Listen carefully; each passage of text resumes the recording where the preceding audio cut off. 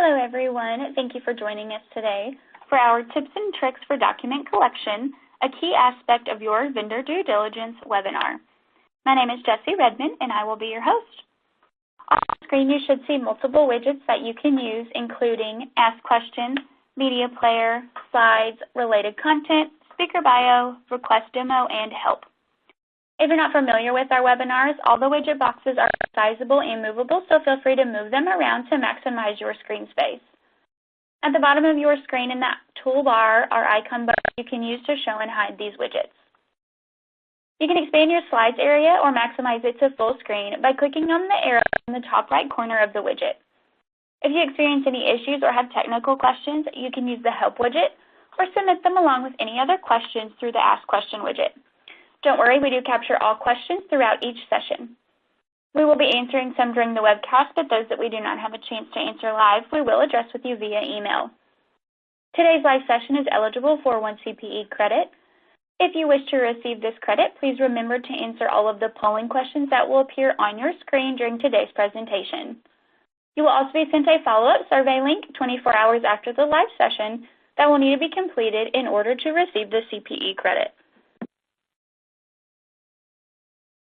With us today, we have Greg Cameron, VendMinder's Head of Third-Party Risk Advisory. He will discuss where document collection fits into the vendor due diligence process and what you need to know to create efficiencies.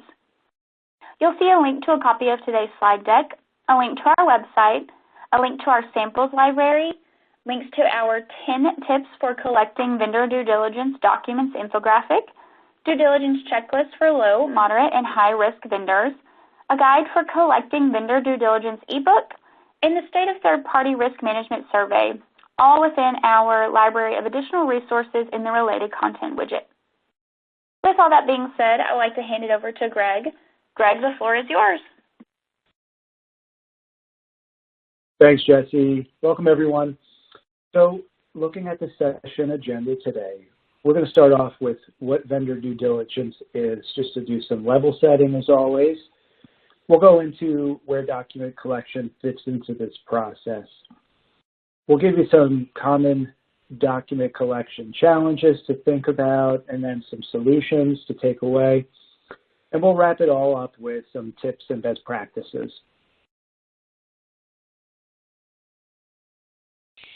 What vendor due diligence is. Looking at our life cycle visual, you can see that due diligence is taking place for onboarding for newer vendors as well as ongoing and existing vendors. It's really one of the most important activities. You're going to be collecting, reviewing, and assessing vendor control information. What are they doing? Is it good enough? Are they protecting you? Do you feel confident that they can deliver products and services and protect you and your customers? So in that control review, there's an impact to your inherent risk, and it gives you better understanding of how to determine your residual risk, what is left. And that's why you want to perform due diligence. You want to understand if you want to go into business with these vendors and you want to rely on them and can rely on them.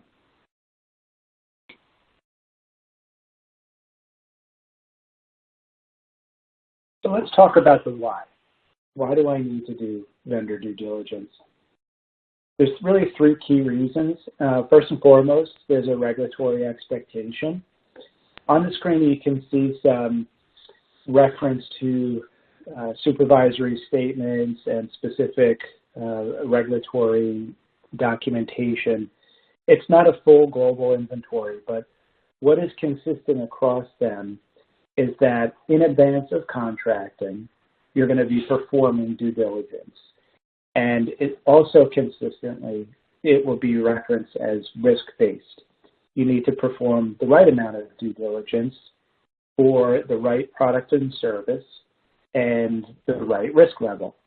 The higher the risk, the more due diligence and more scrutiny you're performing, and the lower the risk, the less frequent and the less scrutiny you can apply. But all of the life cycle is referenced in these regulatory statements. So I would recommend you take a look at them, and obviously beyond due diligence, be familiar with the rest of the life cycle requirements, whether it's risk assessment, monitoring, contract management. Good to always level set and reference these materials to understand how to be compliant with them and see where your shortcomings are.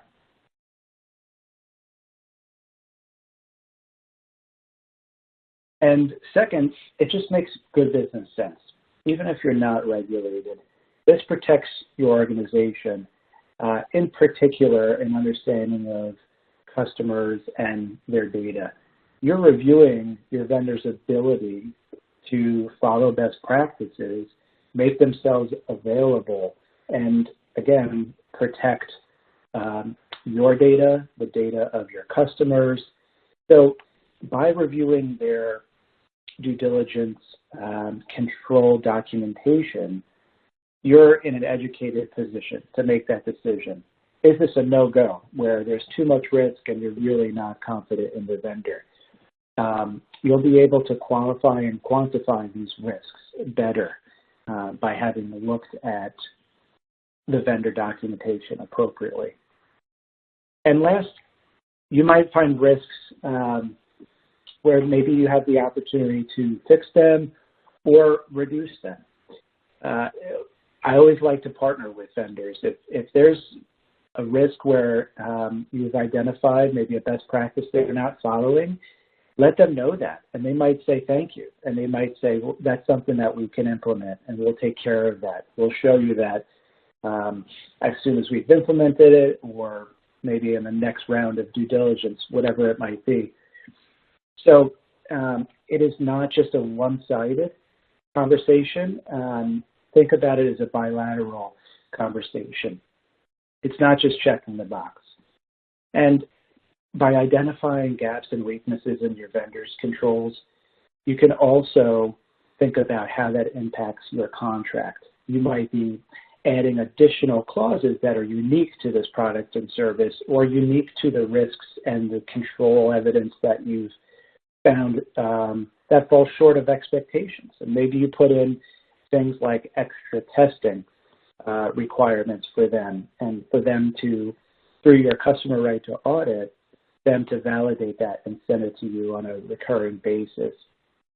So it is not just a one-sided review. There are also actions that come out of the review, and then you can obviously share that with the vendor or bring that back into your own operations.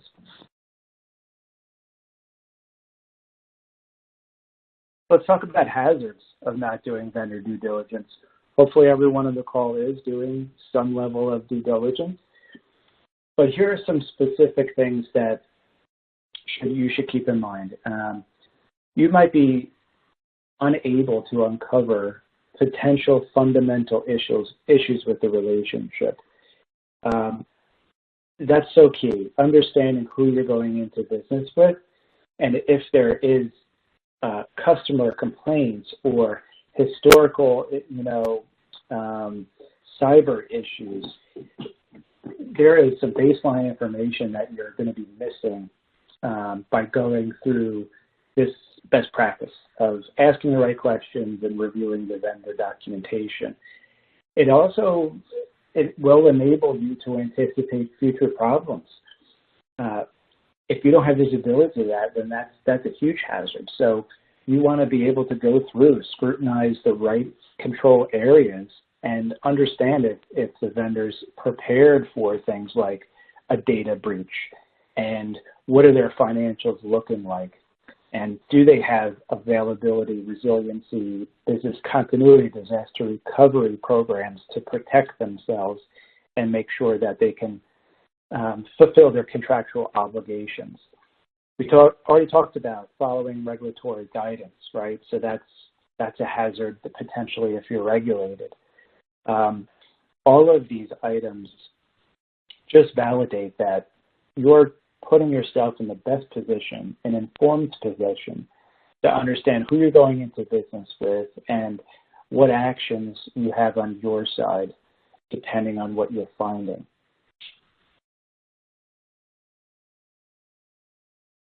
And this brings us to the first poll question of the day. You should see the poll question now in the slides area.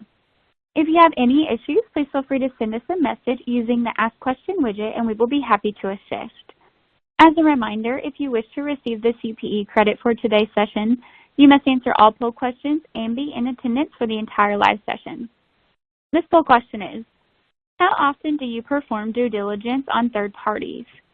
Only prior to the contract being signed? Annually? Periodically based on risk? Periodically based on workload? You do not perform due diligence, or you're not sure? And Greg, it looks like we have time to answer one of the questions that has come in so far from the audience.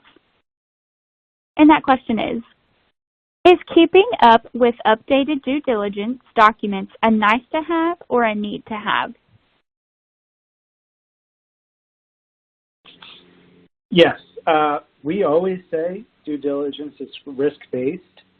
For all vendors, that means that once is not enough, but the ongoing schedule is going to vary. The higher the risk, the more frequent you should review your vendor. So for the listeners in industries who are regulated, it's actually a must. What types of documents you collect and review and how often really varies depending on, again, the type of vendor and then the risks that have been triggered. So for example, what types of data they might have access to. Jesse? Thanks, Greg. Please get those poll answers in, as it's always interesting to see what everyone says. We will be closing this poll in just about 10 seconds. Thank you.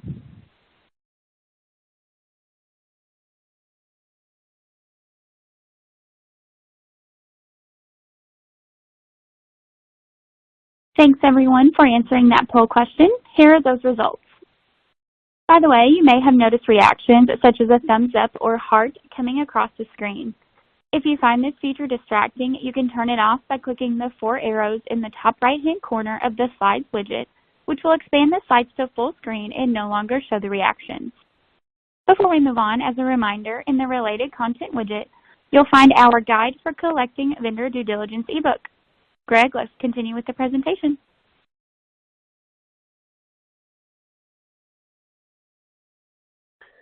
So we've talked about what due diligence is and why it's important to conduct it. So let's get into some of the nuts and bolts here. This is where document collection comes into play within your due diligence. So documents serve as evidence.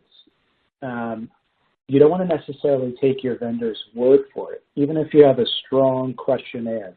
We know a lot of people take advantage of the SIG. Maybe it's a SIG Core or SIG Lite. Those are great questionnaires to hear directly from the vendor, yes or no, in terms of those specific control questions. Documents serve as the evidence that what they're telling you is truthful and can be backed up. And documentation provides visibility through history. If you're only being sent a table of contents or a document that was date stamped brand new yesterday, that gives you a great insight into the maturity of that particular control. Maybe it's a brand new business continuity team.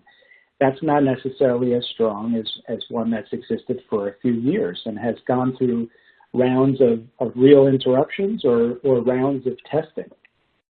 So certainly documentation provides that visibility. Who's doing what? What are the players on the field there? And the maturity and the history. It also gives you an idea of what governance is in place. As you know, regarding policies, you know that they're going to hold their staff accountable to be compliant to those policies. So policies are a great understanding of what they're trying to do and how they're managing it within their own operations. So overall, just tracking maturity and change. These are great advantages of document collection in addition to any particular questionnaire. All right, so let's get into some collection strategies. The next 5 slides, we're going to be talking about how to establish a list of document collection requirements, how to gather the information based on the business engagement, submitting the request to the vendor, staying on top of follow-ups, and reviewing what you're receiving in a timely manner.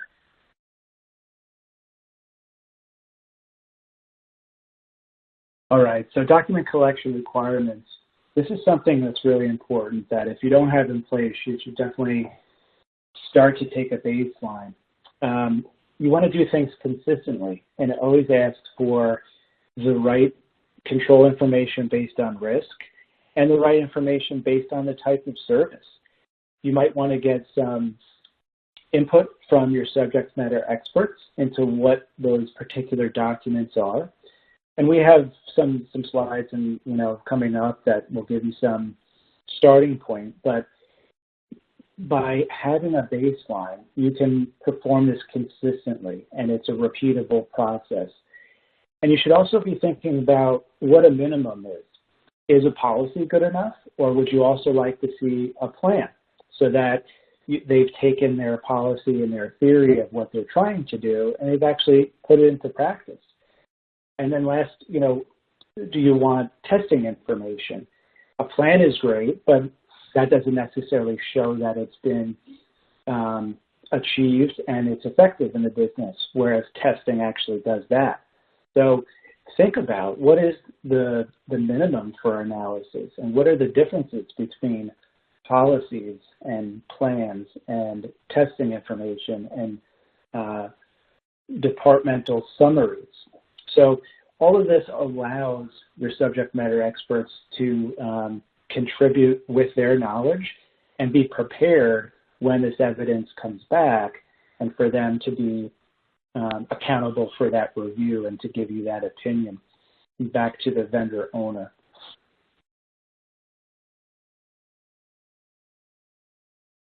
And now, regarding vendor document collection strategies, remember to gather information based on the product and service. That's the context. You have to make sure you're asking the right questions based on that. You're not going to be asking for cloud infrastructure information on a marketing company that has human resources that are providing you marketing materials. So understand the business engagement before determining the due diligence need. Also bring risk into the conversation. Scale the document requests based on risk and criticality. We talk about risk-based due diligence, that's what this is. The higher the risk, the more areas that are going to be triggered, the more scrutiny you're applying, and the more frequently you're performing the due diligence. So remember, critical and high-risk vendors, you're doing much more document collection to support your due diligence efforts. And the last thing is that new vendors want your business. So they are often more willing to provide you the evidence that you're requesting. How quickly you perform the review is a question, and that's a little bit different. But understand that existing vendors might be less willing because they already have your business and you're under a contract with them. So it's this customer right to audit clause that you should make sure you have contractually to set the expectation that despite already using their product and service, you're going to continue to be requesting this information, and they need to support you in that on a regular basis.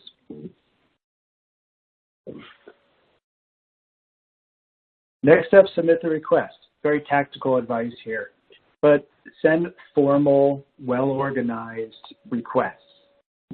Include the same information consistently so you're executing these requests in the best way you can. Obviously, there's an introduction. Who are you? What are you asking for? Are they a new vendor for you? What particular product and service?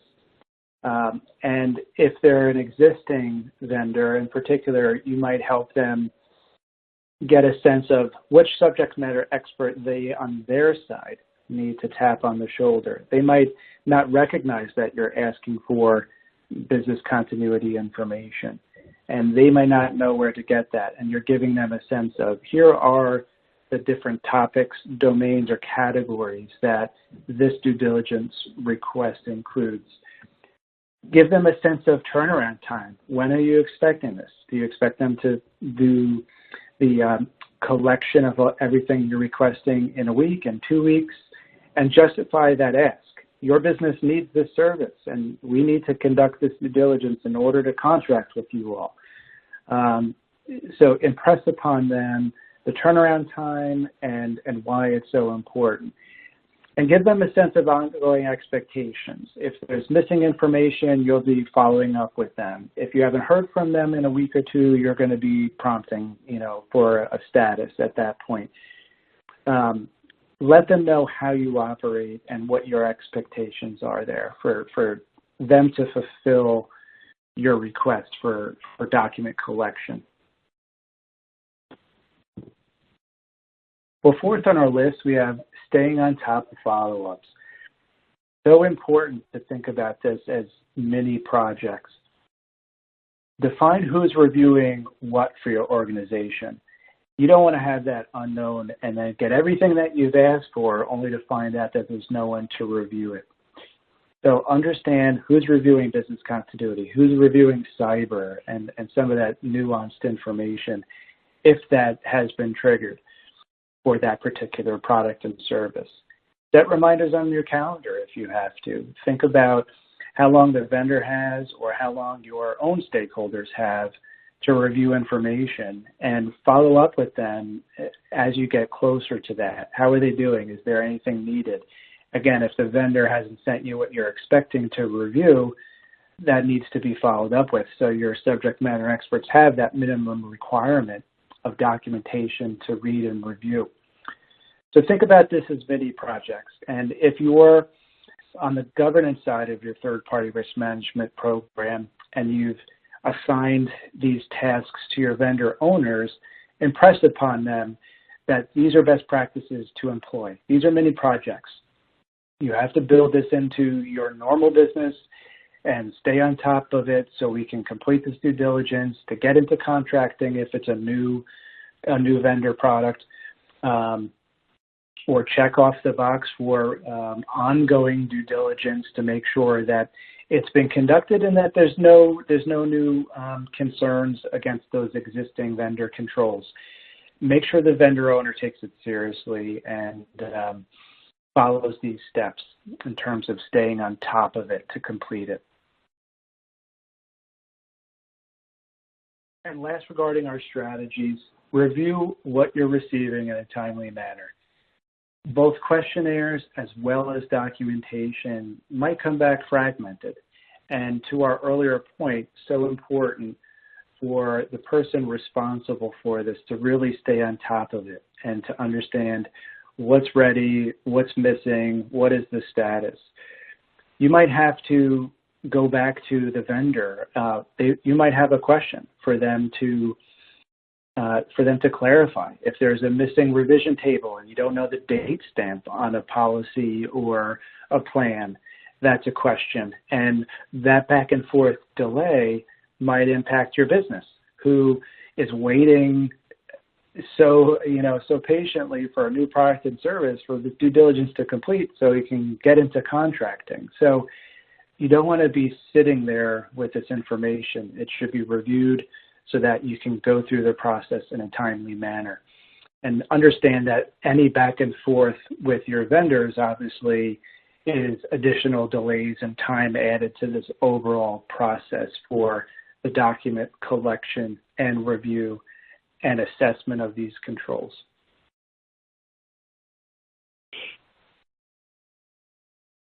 Our second poll question of the day is, how mature do you consider your vendor document collection process to be? Very mature? Mature, we're doing just fine? Immature, we've just gotten started? No document collection process? Or not sure? Greg, I have another question here that I think we could go ahead and answer. And that question is, can one person review all documents? Not typically, no. You have to remember that the higher the risk, the more areas that has been triggered. So you'll find it challenging to find one person to be a subject matter expert across all of those areas, especially when it comes to things like technology and cyber. There are some very nuanced artifacts that require experience, and a technical person should really be reviewing them. So it's best to take an inventory of who can support the document review, and you want to ensure that they're available when new vendors or existing vendors have made those documents available for review. So also you want to remove single points of failure. So one person in your stable is not as ideal as a team to avoid that situation where they may not be available to actually perform the document review. Jesse? Thanks, Greg. We will be closing this poll in just about 20 seconds, so please go ahead and get those answers in. If you have any questions, please submit them through the Ask Question widget, as we will be answering some throughout this session and at the end. Thank you.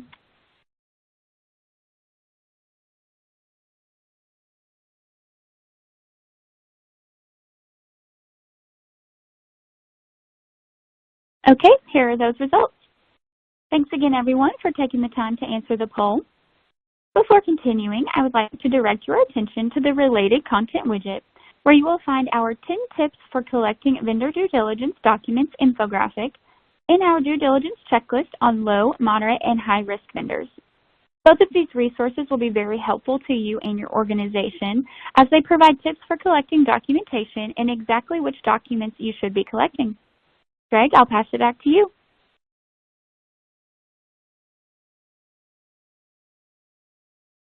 Well, we've talked about the how and the why. So let's talk about the what here. The next few slides, we talk about some particular prescribed documents to collect. First and foremost on the screen, we see baseline documents. And this is not really product and service related or risk related. This is at the vendor level, baseline to collect for newer relationships to understand who they are, where they've incorporated, where they're operating from. Calling out a few really important ones here. Complaints. Is it worth pursuing based on complaints? Negative news, reputational check, credit reports, Dun & Bradstreet, Better Business Bureau. Really important foundational items to understand that, yes, you want to move forward into the next steps with these folks. So consider this a strong list of baseline documentation to collect. And as we move forward, we can start to bring in a sense of risk and the context of the service and what's been triggered through your inherent risk assessment. And so you can see some items that are particular around that, like a vendor's third-party risk management practices. If they've identified that there's fourth parties, you want to make sure that they have a strong third-party risk management program, just like everyone on the call today is adopting best practices. Are your vendors performing due diligence on their vendors, your fourth parties? And SOC assessments, in particular a SOC 2, to understand data and resiliency implications. Their info security policy, if there is a data nuance to this potential relationship. Record retention and data destruction policies. Background checks for their staff and their hiring practices. So you can see that in addition to the baseline documentation, this is more targeted for moderate risk with some particular categories that have been triggered through the inherent risk process that is upstream from this document collection practice. And here's high-risk vendors. Again, baseline plus anything from the previous slide. Again, we're bringing in the context of the product and service. we're bringing in the fact that they're higher risk, and because you're doing risk-based due diligence, there's going to be more requested here, more categories, more evidence. You can see that there's going to be targeted policies and procedures, data classification policies, incident management best practices and policies, and what controls they have there. Business continuity, disaster recovery. I already mentioned it, but beyond policies, plans, and testing results, in particular for BC and DR, show that what they've put into practice is actually effective. Their most recent test is their current state, and that should be included. Penetration test, if there's a cyber aspect, and again, vulnerability, network. There's a lot of cyber and data nuances here. This is a strong list if that's something that's been triggered for this particular product or service. Again, making sure that you have the right stakeholders to review these items is a toll gate and should be completed in advance of requesting this information. And once this lands, you're able to review it.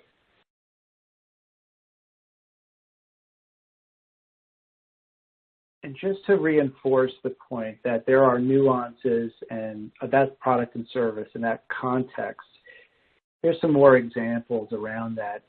So regardless of risk rating, and in addition to the baseline, there might be a vendor that's storing or processing credit card information. So that brings in PCI compliance, and what evidence do they have for that, and what controls have they set up around payment card information.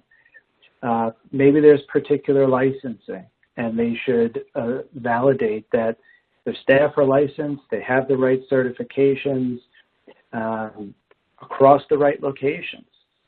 And again, just to drive home the point about data, storing, processing, and transmitting data. Traditionally, we think about non-public and private information. In the health space, we think about protected health information, or PHI. And so those are nuances that bring in that additional context. Yes, heightened risk, but in particular, there's going to be targeted documents to collect because of these examples. Well, we know from our 2022 white paper that cyber risk is, top of mind. It was the #1 risk mentioned. So here's some cyber-specific documentation to ask for. A little bit deeper dive into the earlier slide, and that's including confidentiality agreements with your vendors to other individuals that they're working with, background checks, and security awareness. You all probably have those pretend phishing emails that come through that your own cyber folks have implemented. Well, what are your vendors doing for the same reasons? Are they training their staff and doing background checks to ensure that their staff will be trusted and follow these controls and best practices? Info security policies, again, the third-party risk management plan and program documentation. You get into mobile device policies, encryption, and cyber insurance. So there's plenty to think about, and different documentation, policies, plans, tests, validation, reports, certifications, all in the cyberspace.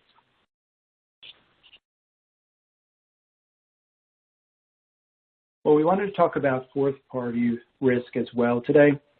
Again, from our white paper this year, it was another key emerging risk that's at the top of mind. So collecting fourth-party documentation is certainly a challenge. Partnering with your vendor first and foremost is important. Their soft report, if they're following SSAE requirements, your fourth parties will be stated there in their SOC 2.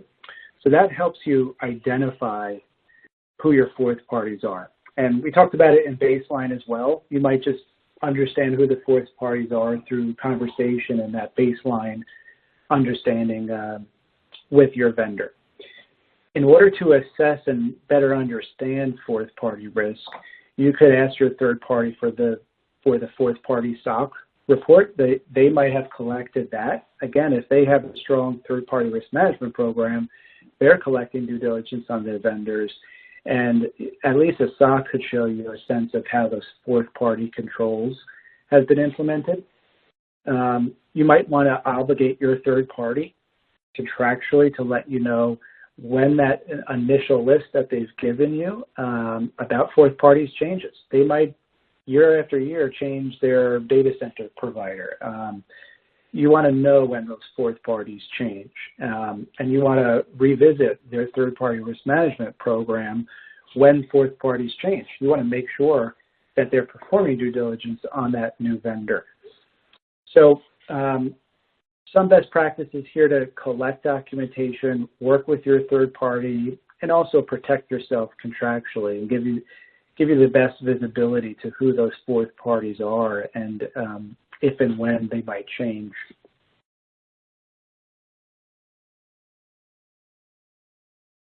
Well, we've come to the last segment of our webinar, and we're going to start to talk about the overview and the tips and tricks and best practices that you can take away from this presentation. Here on the screen, we're really thinking about an end-to-end task list that describes due diligence and in particular document collection within that. So you're reviewing all the information. Is there enough to conduct your due diligence, or does that follow-up have to be performed? Look for the presence and understand and evaluate the mitigating controls. Are you satisfied? You want to get that opinion from your subject matter experts, your financial health experts, your business continuity, disaster recovery, cyber, legal compliance. You have those experts lined up to validate the presence, effectiveness of these mitigating controls, get their opinion. And that then allows you to determine residual risk, how that has reduced, hopefully, that initial inherent risk that you might have identified. Some companies actually go as far as calculating the residual risk. Understanding that concept of how residual is always less than or equal to inherent is the key piece, and it's reduced by looking at the controls the vendors have in place. And at that point, you're informed, and you can determine if this is a new vendor, if this is a no-go, or if it's an existing vendor, what your steps are. And maybe that's employ an exit strategy because there's too much risk based on the costs that you're paying for. Well, with anything, there are always some common challenges, and be ready to experience these. Obviously, there's the amount of time it takes to request of your vendor, remind them for anything that's missing, and chase unresponsive vendors. And that's why we need to have the templates, the expectations, the training, all in place so you can minimize the time as best as you can on your side. You don't want to delay it because of something that you can control on your side. The unknown should be on the vendor side. You might experience vendors that don't want to play ball. They don't want to provide the documentation. Maybe it's the documentation that you're collecting is at the vendor level, and it's not product or service specific. You might experience a lack of your own centralized repository and a challenge to get the information to your subject matter experts in a timely manner and for you to centralize their opinion and results of their review. Maybe you don't have an available subject matter expert to actually perform the review. Maybe there's a single point of failure, for example, on the cyber side. These are things that on your side you can work to control and think about these in advance so you can come up with some solutions. So of course we want to arm you with the best solutions that you can walk away with. And you might determine if you can accept an alternative document. For the vendors that are, shyer about sharing policies, think about then a table of contents that summarizes it, as long as you see a revision table. Maybe there's a redacted file that could be an alternative document. You might be able to jump online and have a conversation with their subject matter experts where they don't want to email or share a document that you can save, but they would be fine with you presenting with an expectation that you won't take screenshots. So sometimes a conversation over an online sharing platform is an alternative. At the end of the day, you can always have a phone call to discuss the document. They can speak to it orally, if not presented through a sharing platform. And through that conversation, you can ask their subject matter experts some targeted questions that you would typically look for in the documentation and hear what they're speaking about. Again, heavily redacted it's not ideal, but it's better than nothing. And you might have an attestation where an executive can share an inventory of the files that, while they're not sharing them with you, they're the names, the dates, the owners, and they're attesting at an executive level that they do exist. That also holds some weight. Obviously, that's not going to meet minimum requirements, but for documents that might be missing, that could be part of the conversation. So it might be a policy plus an attestation from an executive. So ensure you're requesting due diligence that's product and service specific. You want to avoid those situations where you're not digging deep enough.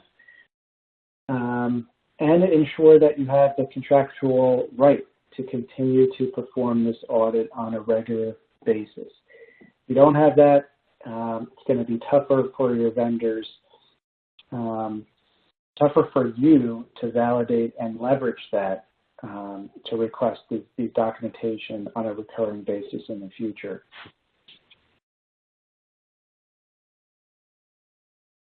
Although it's not ideal and you have some solutions to work around this, you will experience not being able to get the minimum requirement to perform due diligence. The effort has to be documented. You might have an issues management repository. Well, this is an issue. You've requested the vendor and you're unable to complete due diligence. That needs to be escalated, and especially if it's an existing vendor, that issue can be cross-referenced to their contract. Are they in breach of their contract at that point? Do you have the customer right to audit? And legal can get involved in terms of who you can escalate to because they're not compliant with their contractual obligations. Give them a call. Let them know that you're missing the information, you've documented an issue. If it's a new vendor, then you can simply say, we're definitely not going to move forward with you unless we've captured enough a minimum requirement to perform this due diligence. And maybe that's a site visit or an interview with third-party management at that point. Maybe they don't recognize that the sale would be lost because of this effort and the missing information. So have conversation with the vendor and let them know how seriously you take it. And I think it's the formal documentation of what you've tried to do and the shortcomings and a formal issue and its escalation that goes a long way. So have this ready to be able to execute.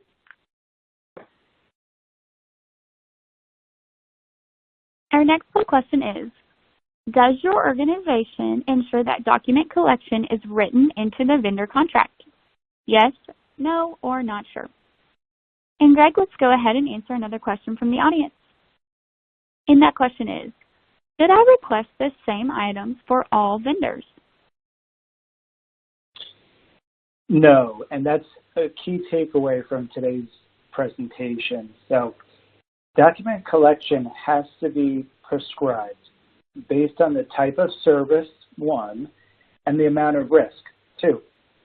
For example, you wouldn't ask for the same documents of a marketing company as you would of your core processor who has access to your customers' private information.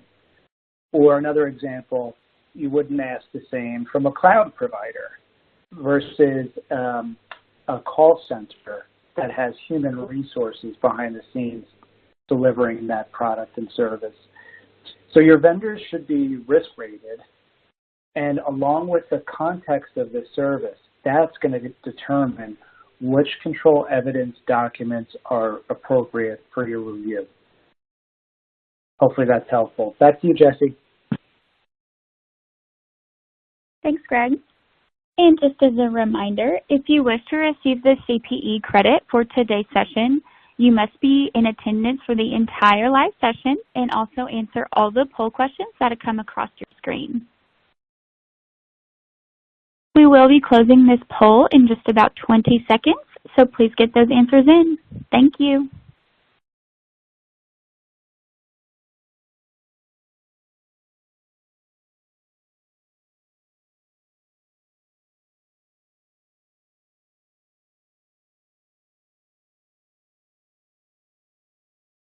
And here are those results.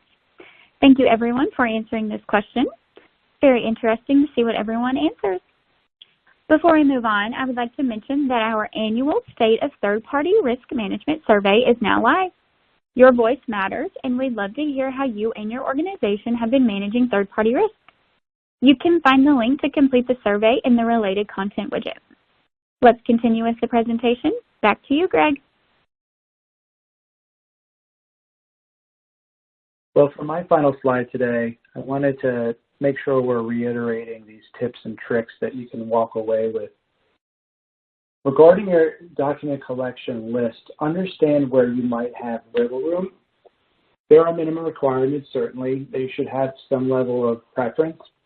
We talked about business continuity tests are even better than policies because it shows how effective they are and having implemented their program. So your subject matter expert should definitely be engaged in order for you to understand where this wiggle room is. What are the minimum requirements and how do you tier and prioritize the different documents across all of the different domains or risk categories? So important to have that structure identified. Documenting all the attempts to collect is very key, especially with existing vendors, showing them that there's a challenge and you've raised an issue and you might not renew, or for a new vendor that this is a no-go unless you can fulfill your documentation request and due diligence, then you're not going to move forward and contract with them. So that documentation is just so key to have that formally and use that as leverage. You should tailor your due diligence to risk and the criticality, not to mention the type of product and service, and bring that context in. Due diligence is risk-based. It means it has to be targeted. The right amount of scrutiny with the right amount of frequency is all driven by these risks and how critical the vendors are. Set your scheduling. Know when you're going to be performing it. The very first one is, the 0 hour. When will the next one be? And certainly for high risk, we're recommending at least annually.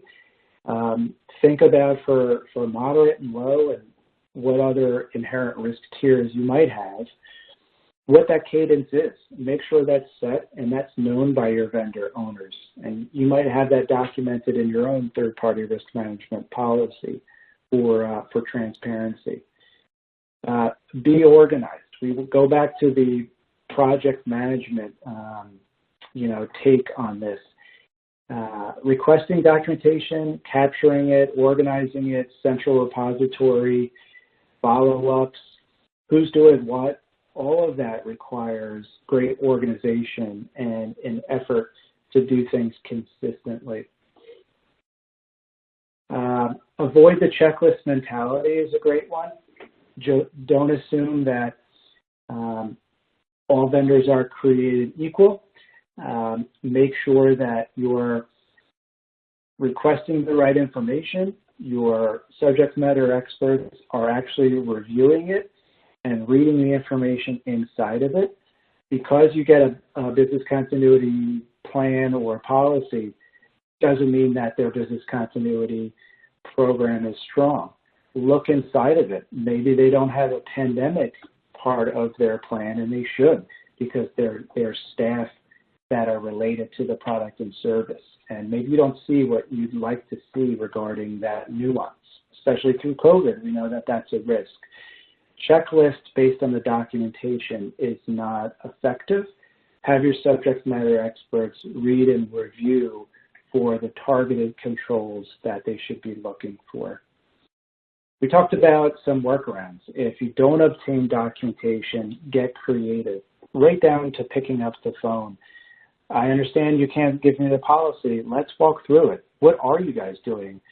And that can be creative, and sure, it's more time consuming and it's less ideal, but it gets the job done. So think about what your workarounds are there. Make sure you're sticking to your guns, you're justifying your request, you're giving them validation once they push back.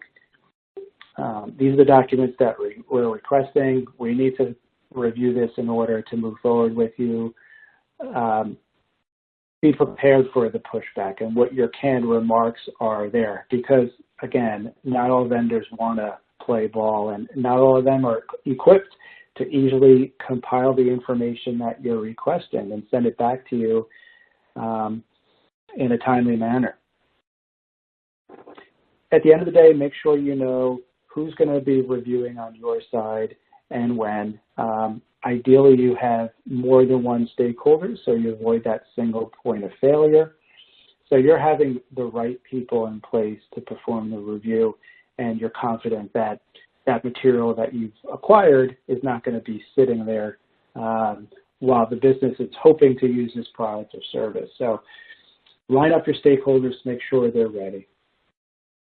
So with that, that really wraps it up for me. I'll pass it back to Jesse. We're going to move forward with some questions and answers. Great. Thanks so much, Greg. Before we dive into more questions and answers, I would like to thank everyone for attending. I'd also like to thank Greg for his time in sharing some really important information. Before we get some more questions and answers, as I mentioned earlier, we have an annual State of Third-Party Risk Management Survey where we collect data every year on how organizations are managing third-party risk, top struggles, and much more. We'd love to hear from you, but even more importantly, this survey helps us deliver information on the industry's best practices, challenges, trends, and more to you and your peers. Take the survey today and gain access to our complimentary white paper in January that will feature results and analysis from your experts. You can find the link to complete the survey in the related content widget, as well as the slide on your screen. On your screen now, you will see our last webinar for 2022. On December 13th, our third-party risk management best practices for 2023. We hope you'll be able to join us for those sessions. A link to register for that is in your copy of today's presentation slides. Let's now go ahead and answer some more questions that have come in during this session.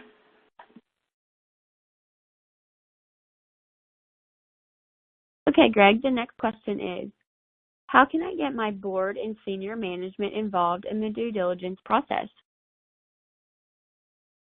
Well, it's likely you only need them involved really if you have a vendor who's uncooperative. The actual task of requesting and collecting these documents is not one that you're going to delegate up to senior management or the board, right? but there could be times when you need to lean on them. We talked about leverage for not uncooperative vendors when you have the customer right to audit, especially with an existing vendor where there's that contract clause in place. But also think about making them aware of your own compliance from time to time.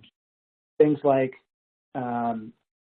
total engagements assessed and how many of those open issues and challenges you're running into, or reporting aspects that you can bring your board and senior management into the involvement and awareness of how due diligence and document collection is going. Jesse? Great, thanks, Greg. Our next question, what if my vendor won't provide any information? Yeah, you have a few things to consider here. You could ask if they could share anything in person. We talked about a conference and slide sharing platform. Maybe they'll allow you to come on site for a review and a conversation in person. If they're not willing to accommodate your request, then, as we talked about, you should be documenting fully the effort through a third-party risk management issue. You can escalate to legal. If it's an existing vendor, I'd recommend at that point you consider testing or potentially implementing your exit strategy. But if this is a new vendor, then I wouldn't recommend moving forward ahead with them at all. We talked about in the slides, this is a no-go at this point. You have a process to fulfill, some steps to take, and if they're not willing to participate, then hopefully there's another vendor with a similar product and service that you could take advantage of over this unwilling participant. Great. Next question. How do I figure out who my fourth parties are? Yeah, so first and foremost, one way is to simply ask your third-party vendors, whether it's through conversations within the RFP process or any conversation, really right up until the contracting stage. You can ask who's material to the product and service in question, one, and who in general is critical to this vendor. In terms of due diligence document collection, we talked about SOC 2 report. Within that, there should be disclosures of fourth parties. It's our experience that that's not always the case, but in theory, if they're following SSAE standards, they should be listed there. Perfect. Next question. We often get table of contents in our redacted files. Should we accept them? Yeah, admittedly, definitely less than ideal. I've definitely experienced this too. It's common. If you've asked for a specific set of evidence, and this is all that they have to send you, then it is worth scanning. Take a look at it. The challenge and the risk here is that, especially with the table of contents, that's easily copied, right? They can go out into the internet and copy a strong table of contents for, their penetration test or a business continuity plan. So when it's truncated down that far, I would look for customizations like headers and footers and branding. Maybe in addition to the table of contents, they can send you a revision table to show how old it is and who the stakeholders are that are authoring it, and maybe those stakeholders are who you have a conversation with. But in general, for table of contents or redacted files, does it look the same as other files you've received from the same vendor? Most organizations have, some outline for corporate branding, and so if this one particular file is an outlier, then that gives you some indication that it's not trustworthy. But really, these items, they don't typically allow you to review controls, so I would let the vendor know you're probably going to have some follow-up questions. This is where you want to engage their subject matter experts and go through maybe the questionnaire that you have in addition to the documents that you're expecting to collect, or have them speak to the areas in the table of contents. Are they educated enough to walk through that and speak to every single area and prove to you that that is truly something that they own and they've developed on their side? Thanks, Jesse. Thanks, Greg. Unfortunately, that is all the time we have left for questions today. Thank you, Greg, for taking the time to address some of those that came in. Any questions we did not have time to answer, we will address with you offline. We would like to thank you all for attending and hope you found today's session valuable. A big thank you to Greg for his time and great content. You can ask even more questions inside of our third-party think tank and online community that is dedicated to third-party risk professionals and free to join. Just because today's session has ended doesn't mean the conversations and questions must. Post your questions at thirdpartythinktank.com and see what your peers have to say. In the community, you'll find thousands of free educational resources related to third-party risk management topics, including vendor document collection. If you'd like to become a member of Third Party Think Tank, you can register on the site or shoot us an email and we'll get you registered and send you a link to set your password. We did record today's session, and that recording link will be provided to you in a follow-up email that you will receive tomorrow afternoon. Also in that follow-up email will be the survey link for you to request the CPE credit. On behalf of VinMinder, it has been a pleasure. Thank you and have a great rest of your day.